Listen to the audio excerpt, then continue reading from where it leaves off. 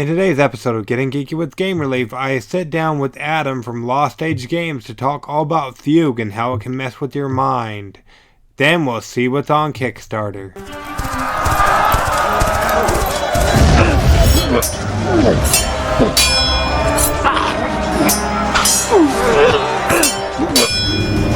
Getting Geeky with Gamer Leaf, the podcast in which one man strives to level up his geekhood and helping you do the same, one battle at a time. Now, let's get geeky with Gamer Leaf.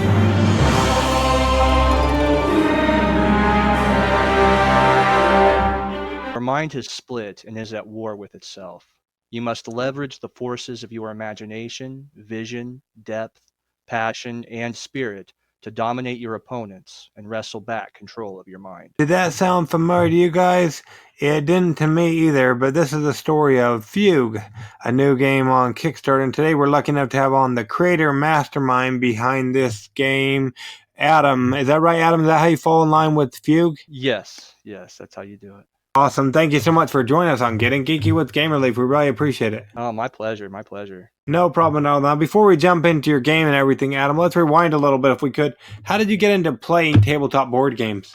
So, when I was really young, my grandfather played a lot of classic board games with me, like checkers and Chinese checkers and just things like that. And I really grew to love board games from that. And I was also really into adventure and fantasy things when I was a kid. And at some point, I stumbled across a used copy of the Dungeons and Dragons basic set in a thrift store. And this was in the late 80s. And that kind of catapulted me into the adventure gaming and the tabletop gaming stuff, and I did that for quite a bit. But from there, I moved on to other things like Magic and lots of different RPGs. This was the early '90s at this point, and FOSSA was really big, and they had games like BattleTech and things like that I played. Also, the Call of Cthulhu role-playing game.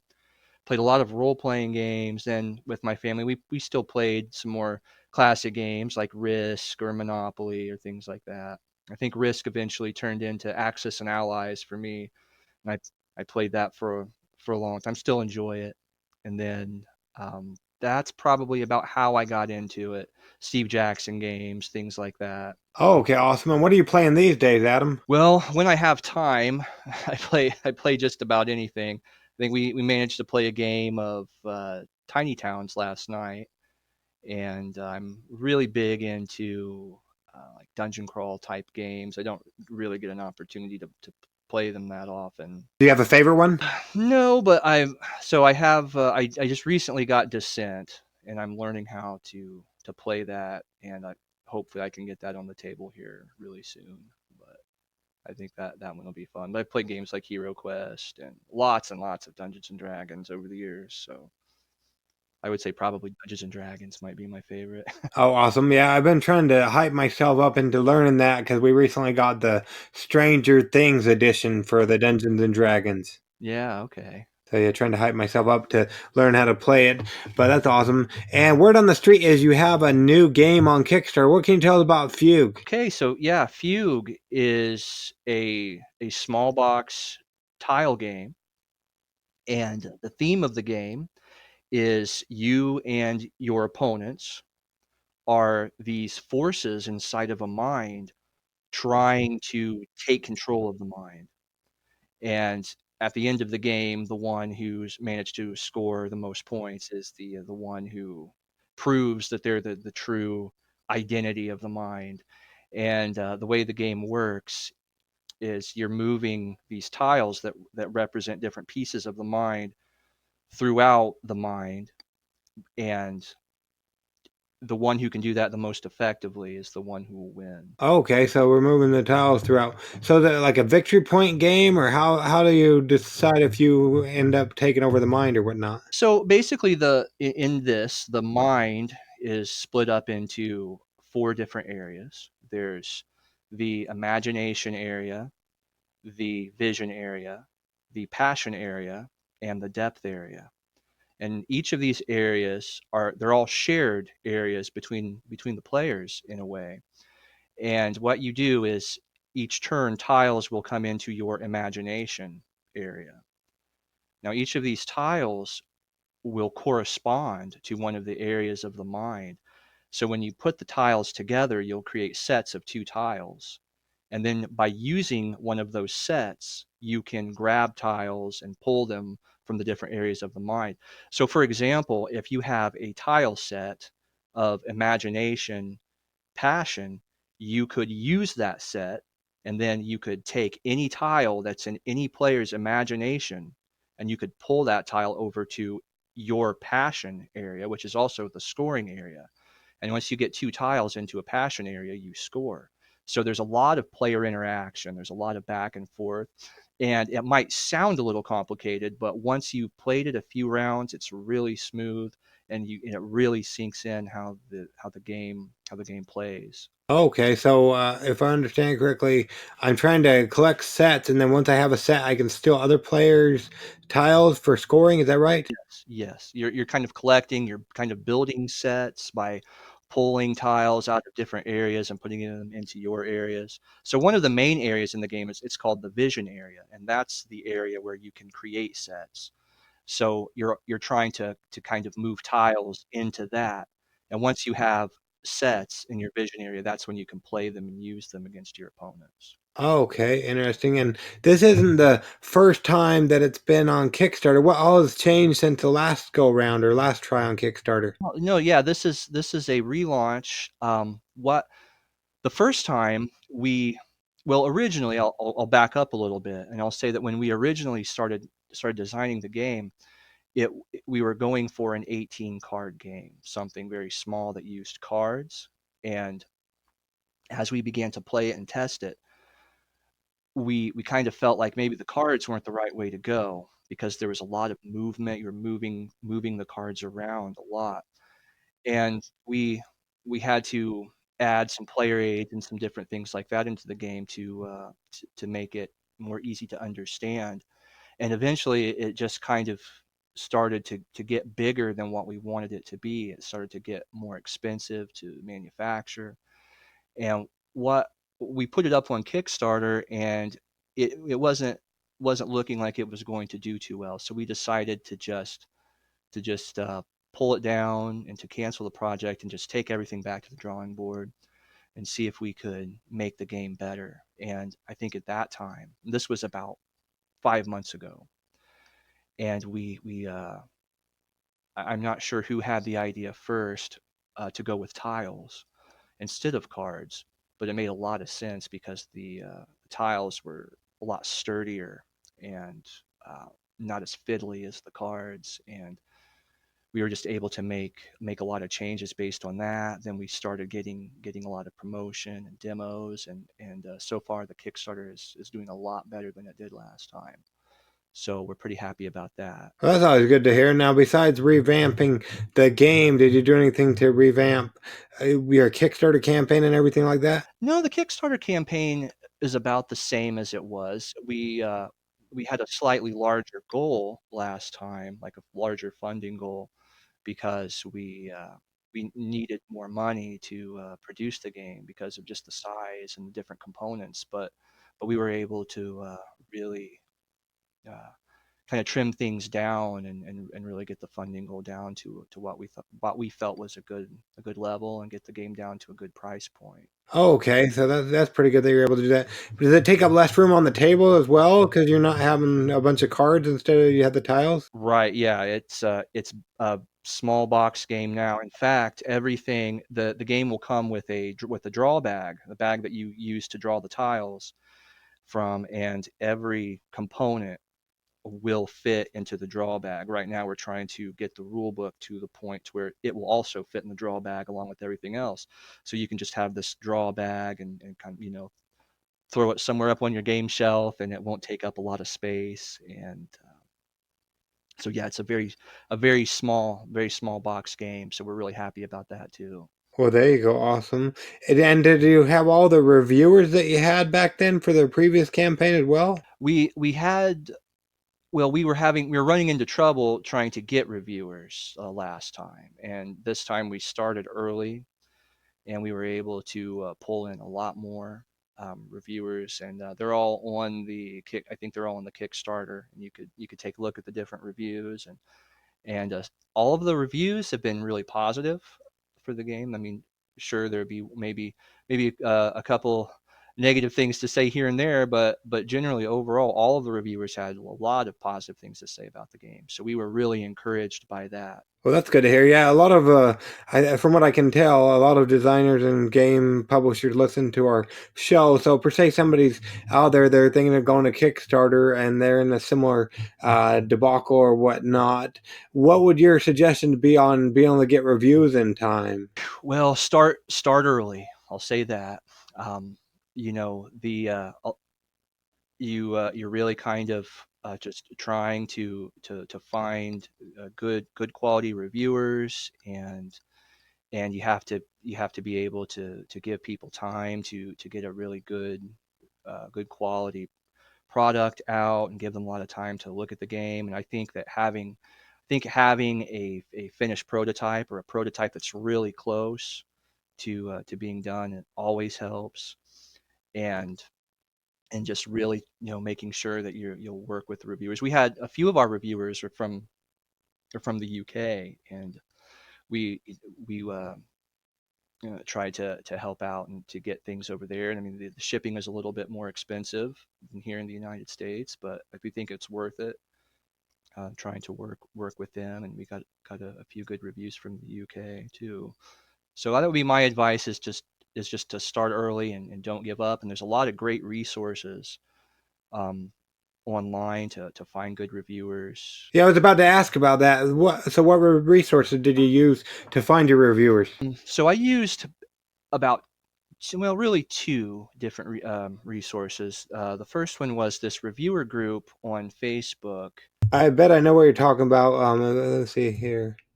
Is it like board game media and review? Let's see, board game reviewers and media. Is that it by chance? Yeah, I think that might be it. And there might be one or two different. You can always go, and if you have a nice picture of your game and a good description, you could just do a call for reviewers, and a lot of them will respond. The other, I believe, was on I can't remember what website it was on, but it was a large spreadsheet that had a list of hundreds of reviewers, and it might have been on James Maith's website. Oh, okay, yeah, that makes sense. Yeah, that was a really good resource to have too. And I'll see if I can find it in my favorites here. I might be able to pull it up. But yeah, we used that quite a bit, and we were able to go through and find some really good reviewers that way. Well, that's good to hear. And now I know it's a debacle. Some people say you should, some people say you shouldn't. There's paid previews and just free reviews. Or would you clarify one? Would you consider one better than the other? Or? I think that a paid preview is fine, as long as people know that it's a paid preview, or that it's just a preview, because a preview isn't a review. It's just someone showing off the game, and they shouldn't offer up an opinion about whether or not the game is good. I wouldn't think in a paid preview. Now, I don't know of too many that do paid reviews, but that's maybe something that I would be a little. Yeah, that's where you kind of get into. So yeah, into a little bit of hot water there. Yeah, for sure. Yeah, so it's definitely make sure that you do due diligence when you're looking for reviewers, and find out which reviewers are going to be right for what you're doing. Yeah, most definitely awesome. Yeah, so when it comes to Fugue, what makes you guys' game pop and stand out is when my audience should go check out the Kickstarter, and if they like what they've heard and what they see, back it today. Adam. If you want a game with a lot of player interaction and that has a ton of clever play and maybe even a chess-like strategy to it, I think this is going to be a game you like. There is so much depth in the game. It'd be a great game to do some brain burning with when you want a good strategic challenge with the game. It's very inexpensive, only $15 plus shipping.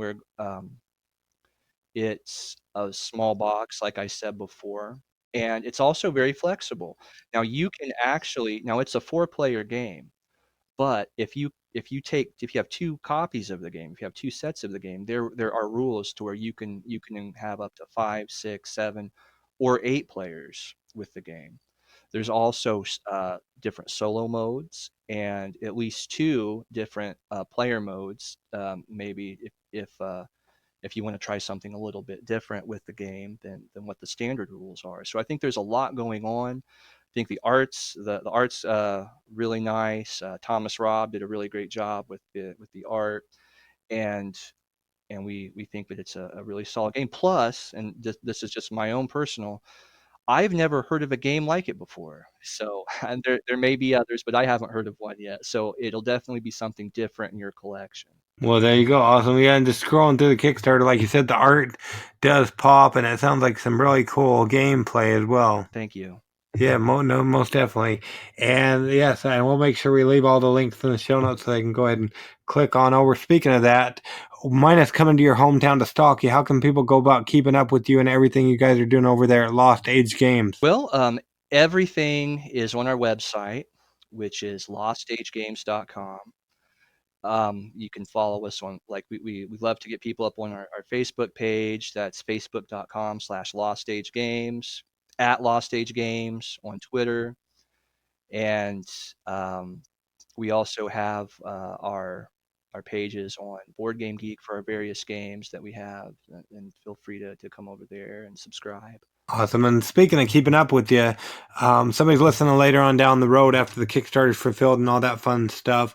Is there any secrets of stuff you have in your back pocket they might be working on for the future? We have some games in the pipeline that we're definitely working on. And as far as Fugue goes, we have some stretch goals set up for Fugue, and if we don't, and these stretch goals are um, some new components and some different things like that. We're going to try to have those things available later on, even if we don't hit those stretch goals. So that will be coming down the road. And we also have some new games. We have a new roll and write style game in development. We have an area control game in development, and a lot of really interesting things coming on down the road. So yeah, definitely come to our website. You could sign up for our newsletter, visit us on Facebook, and keep in touch with us. Okay, awesome. And it looks like all those links are there right there on your Kickstarter page, which we'll link to the show notes so they can find you easier that way as well. Yeah, great. Awesome. Yeah, but we don't want to keep you all day, but we really appreciate you coming on, getting geeky with Game Relief with us to talk all about Fugue that'll be on Kickstarter for a short time. Next Thursday, the 24th of October. We really appreciate it, Adam. Oh, thank you. I appreciate it. No problem at all. Now, let's get geeky. Wow, that game can mess with your mind. If you feel like it's a good game and something that you should add to your collection, as do I, make sure you back it today on Kickstarter. Now, let's go with Batterina Leaf, shall we? Where are we going, Batterina? Kickstarter corner! For peace, there must be war. Monkeys versus lemurs. For centuries, the magical island of Lim was peacefully inhabited by three ancient mammals: the monkeys, the koalas, and the lemurs. However, peaceful times came to an end when the evil wizard Ulan persuaded the Monkey King to invade all three island territories. And so, bit by bit, the monkey army took control of the island. Hoping to stop them, the Lemur Prince and his troops charged the monkey army, only to find that they were greatly outnumbered. Defeat was inevitable for the lemurs, but then, unexpectedly, the koalas came to their aid. Joining forces, they managed to defeat the monkey army and forced them to retreat. The failed invasion left the Monkey Kingdom extremely weak. Ulan saw this as an opportunity to dethrone the king and crown himself as the new ruler. And so he did, banishing the king into the abyss and cursing the remaining warriors, causing their minds and bodies to be overcome with immense evil power. Now the fate of the island is in your hands. Who will you fight for? Monkeys versus lemurs. Pledge now. Psst. Not sure whether to pledge yet? Thank you, huge voice guy. I'll take it from here. Did that sound familiar to you? Well, good thing you stuck around for Kickstarter Corner, the part of the show where I, Gamer Leaf, save 3 things for you. Your wallet, time, and eyeballs. This way you can let us look at Kickstarter for you, and this way you won't drown in the loudness that is there on Kickstarter. Anyways, it's a story of monkeys versus lemurs conquer the jungle, which is an extremely fun card game for up to 8 players, in which you choose your side, conquer the jungle, and weep the tears of your enemies. Monkeys vs. Lemurs is an extremely addictive, fast-paced card game that you can enjoy with up to 8 people. Choose which side you want to fight for, the monkey side or the lemur side, and battle it out with your friends for survival on the magical island of Leem. Win the game by forming teams, conquering territories, and beating your opponents one by one. The game is very intense, so watch out. While playing the game, you will be able to admire each card's unique artwork, laugh at all the funny lemur quotes, and overall, you will have a blast playing it, guaranteed. So, if you're into card games with paranoid lemurs and hairy monkeys, please help Red Red Wine make this game a reality. It takes 10 to 15 minutes per game, it's family friendly, ages 7 and up, plus, just by checking out our Kickstarter, you can be entered into our giveaway, in which we've partnered with them over at our other site, thegiveawaygeek.com, to bring not only one lucky person a copy of the game, but 3. So if you don't have enough awesome games on your shelf dealing with both monkeys and lemurs, like I know the case is for us, then enter our giveaway and back Monkeys vs. Lemurs Conquer the Jungle, which will be on Kickstarter through Friday the 25th of October, and be part of history helping make Monkeys vs. Lemurs Conquer the Jungle become the best monkey and lemur game of 2020, and possibly of all time. Let them know Gamer Leaf sent you in the comments. Did you miss Card Culture Games' previous successful Kickstarter game, Supreme Leader? A game of politics, diplomacy, and treachery? I know I did, but never again. Not to worry, they're back with Supreme Leader, Political Agendas, and War Packs. First expansions, Political Agendas and War Packs, like I just said. Supreme Leader is a 5 to 10 player game of social manipulation and political persuasion. Players will take on the role of various leaders throughout history, and with the use of card play, variable player powers, and their very own rhetoric, will vote players into the United Nations. Round after round, one player will join the UN until only 2 leaders remain. They must then appeal to the UN, and the UN players vote for who they wish to crown. You guessed it, Supreme Leader. Supreme Leader focuses on player agency.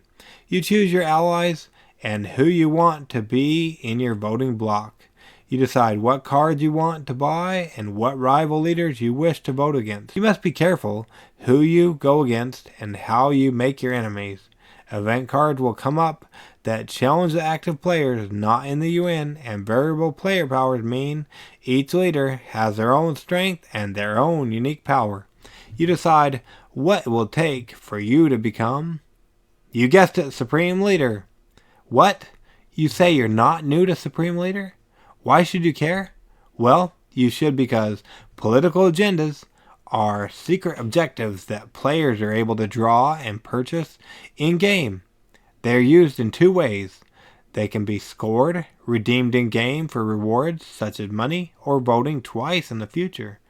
They can also be used in the end-game variant, where they are scored as victory points to decide the final decision. This gives players who love Supreme Leader, but are not a fan of the endgame voting, another variant winning condition.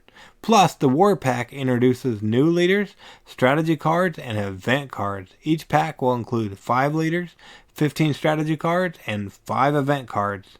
The leaders in the first War Pack will be Abraham Lincoln, Alexander the Great, Mao, Thomas Sankara, and Saddam.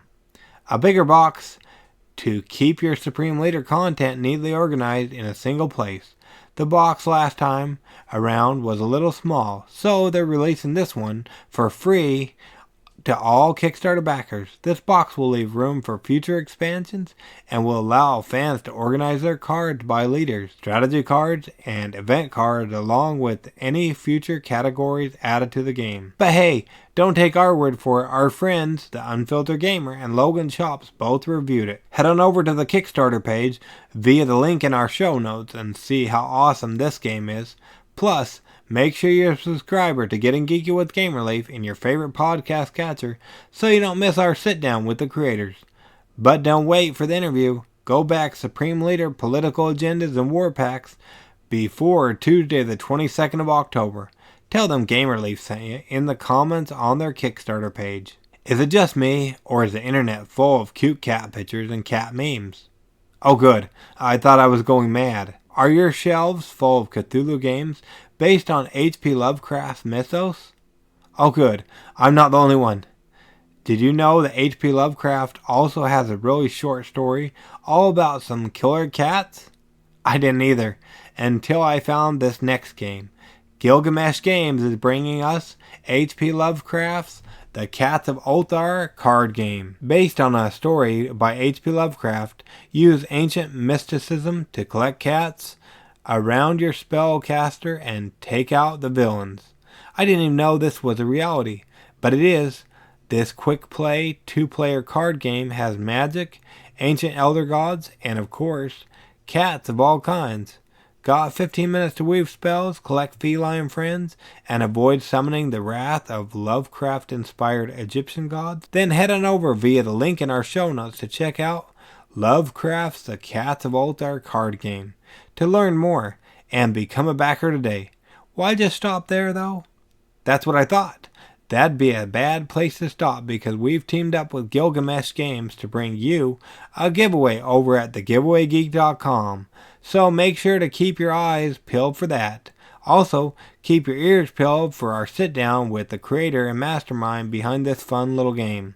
I found out some awesome gems in our chat, including that of awesome pine boxes and gaming mats. So, if you don't have enough games about cute killer cats, make sure to back H.P. Lovecraft's The Cats of Ulthar card game before Halloween. You have been chosen to take command of the defense systems for a top secret military base. There are many weapon systems at your disposal, including some which are classified above top secret. These include prototype systems, which have been reverse engineered from recovered extraterrestrial technology. As your security clearance increases, so does your access to higher levels of technology. Did that sound familiar to you guys? It didn't to me either. But think UFOs and secrets. Some things are normal secrets, some are top secret, but this next game is above top secret. That was the story of Above Top Secret, which is a turn-based strategic card game featuring stealth and secret technology as your defense systems. There's a couple of variants you can play, including for either 2 players or as team play variant. It is suited for ages 12 and older and will take approximately 45 to 90 minutes.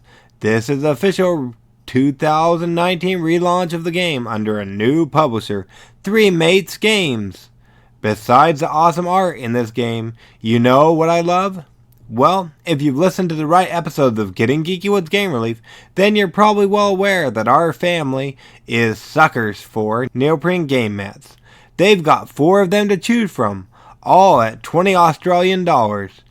That was about 65 cents per Australian dollar if you're here in the US. Gotta get this game for even just the awesome mats. Or that's how I feel at least. These mats are not only cool to look at, but they also provide you with a more immersive gaming experience.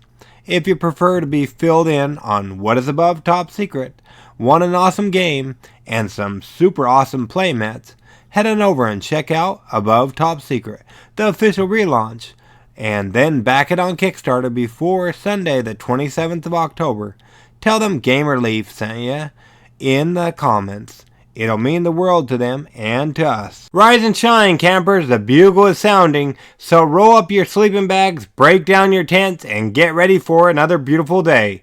Are you ready to scramble up Gemini Peak, delve deep into Fiddler's Woods, explore the depths of the Fairy Fire Caves, or will you take the canoe out on Lantern Island? Grab your gear and let's get going. You are in a troop of campers who are exploring the wilderness to win. Level up your campers to the highest rank, Badger that is. Along the way, you will need to collect achievement patches, which will give your campers special abilities and allow them to level and win the game. Camp Pinetop offers endless variations of gameplay with 32 map cards in the base game. This offers hundreds of different map configurations, ensuring that each game will have a different and exciting route to victory. Camp Pinetop was voted Best Family Game of 2019 in the Boston Fig Fest. Out of over 40 games, do you believe that? Hot dog! If you're like me and aren't able to make it to the camp due to family circumstances, what could be better than camping on the tabletop? If you missed out on any of Talon Strike's other games, such as my favorite themed board game ever, Vinyl, in which vinyl is back in demand as collectors clamor to discover the pure, warm sound of music from decades past, you're not going to want to miss this bad boy, so don't dilly-dally and back Camp Pinetop before Friday the 18th of October. Tell them Gamer Leaf sent ya. Space, humanity's unexplored sector of the universe.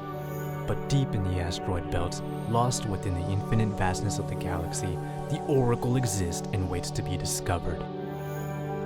The Oracle, an ancient alien artifact, can prevent the destruction of one fortunate planet. The most worthy civilization in the galaxy will win the Oracle and thus survive the apocalypse. The rest are doomed. In interstellar space, you will play an alien life form. You will engage in combat with other alien races to win the precious life-preserving artifact. When a player discovers the Oracle, others can engage in combat. The initiator can begin with diplomacy, but then attack with a long-range weapon. If you have a defense card, you then have a chance to fight back. Combat then progresses through medium or short-range attacks, and whoever doesn't have the right defense is destroyed, and the victor obtains the Oracle. If you are defeated, you are reborn in the nebula with a chance to seek vengeance against your enemies. When the Oracle is found, the universe starts vanishing, shrinking planet by planet until the entirety of outer space has faced extermination. Many players have the chance to attack in hopes of obtaining the Oracle to prevent their destruction, but there can only be one. The Oracle is calling you. Can you hear it? Thank you, huge voice guy. I'll take it from here. Did that sound familiar to you? It didn't to me either, so good thing we're here. Oracle, a game of galactic salvation, is a game about the end of the universe and what creatures will survive the rebirth. With the universe imploding around you, play as one of the several alien races traveling from planet to planet in search of items that will help your people control the Oracle and survive. Oracle is a science fiction card game inspired by the book Interstellar Pig by William Slater. Oracle is a 2 to 6 player game, but it really shines with 4 or more. Gameplay is under an hour and between 30 to 45 minutes with 4 players. It's fun for ages 10 to 99. The setup for each game is random. The placement of equipment and planets is different every time. Players select one of the 2 alien races presented to them at the beginning of the game. They then take turns exploring the planets and securing resources. Once the Oracle is found, the universe begins to collapse. The play area shrinks randomly and rapidly, forcing players to interact, battle, and try to win the Oracle. There is no player elimination. If a player is defeated in combat, a new agent appears in the nebula so that they may continue to play. The player that has the Oracle when the last planet is removed is the winner. Word on the street is that they're teaming up with us over at thegiveawaygeek.com to bring 2 lucky winners some Fun Again gift cards, one for $50 and another for $100. So, make sure you subscribe to our mailing list via thegiveawaygeek.com so you don't miss out. Plus, make sure to be subscribed to our podcast in your favorite podcast catcher so you don't miss our sit down with the creator. If you've listened to our show at all, you've probably noticed that I'm a sucker for first-time creators and their new games being on Kickstarter. Well, I am. Plus, it may have slipped once or twice that I'm a USAF or United States Air Force veteran. So, with great honors, I bring you the next game, which has been created by a 20-year Air Force veteran. Did y'all see the Saints and Scoundrels card game that just recently launched to Kickstarter? Well, good thing you're here then. Saints and Scoundrels card game is a pulp air detective-themed bluffing card game with a psychotic doctor. You and your fellow players are private detectives on the hunt for a serial killer, gathering as much evidence as possible. You're also sabotaging each other's investigations. One man has offered to help. Dr. Zyko the Psycho. He's a brilliant criminal psychologist, but also an imprisoned serial killer. Dr. Zyko can help you, but he also wants to drive you all insane. If you're listening before the end of September, make sure you're subscribed, as I'm going to have this fellow vet on to tell us all about his game that looks awesome. So make sure you subscribe to Getting Geeky with Game Relief in your podcast catcher so you don't miss an episode. If you're in October when listening to this and you missed our sit down, go back and listen to our Saints and Scoundrels card game episode to find out if I be a saint or a scoundrel. Interview or not. Make sure you check out this awesome Kickstarter game and back Saints and Scoundrels, the card game, before Thursday the 24th of October. Tell them Game Relief sent ya. There's really nothing like a good fighting or rumble game. Just ask any of the Leafs. Queen and Princess Leaf love them some Smash Brothers along with their older brothers. I love me some Punch-Out and Street Fighter and Mortal Kombat. Queen Leaf, who's not even 6, can win the story mode of Street Fighter. Lady Leaf likes some fighting games too, even though hers are more tactical RPGs than anything. But I rest my case. Plus, I love the nostalgia of the first game I ever saw from Robot World Toys. Well, guess what? He launched a game to Kickstarter that fills the Leafs fighting fix. But it's on the tabletop, so we're less likely to rot our eyes staring at a screen. Plus, there are some awesome resin miniatures involved. It's called Rumble Kings. Rumble Kings is a card and dice driven combat game where players battle against each other using a variety of fighters. Rumble Kings is a 2 to 4 player fighting game, but can easily expand to more players when creating tournaments. The game plays very fast, and single round matches generally take about 5 minutes, while multiple round matches can take about 10 to 15 minutes to play. They're almost on their way to unlocking some stretch goals, so go back Rumble Kings before Friday the 8th of November. Want to know more? Make sure to catch my episode when I sit down with Kevin to chat about Rumble Kings, and make sure to back your next fighting game that won't break the bank. Tell him Game Relief sent you. Plus, word on the street is that we're teaming up with him to do a giveaway on thegiveawaygeek.com, so be on the lookout for that too. If you liked any of the games we talked about in today's episode, make sure you check out their Kickstarter campaigns to show them and us a little love. Backing them goes a long way. Plus, make sure to stay up to date on all the giveaways we're doing over at thegiveawaygeek.com. There will be at least 2 to 3 new giveaways going live over there next week. It's our least favorite time as well as yours. So until next episode, make sure you go ahead and get geeky, stay geeky, and bring others in the geek fold by sharing our episodes with others, as well as keeping up with the giveaways we're doing over at thegiveawaygeek.com. Game Relief out.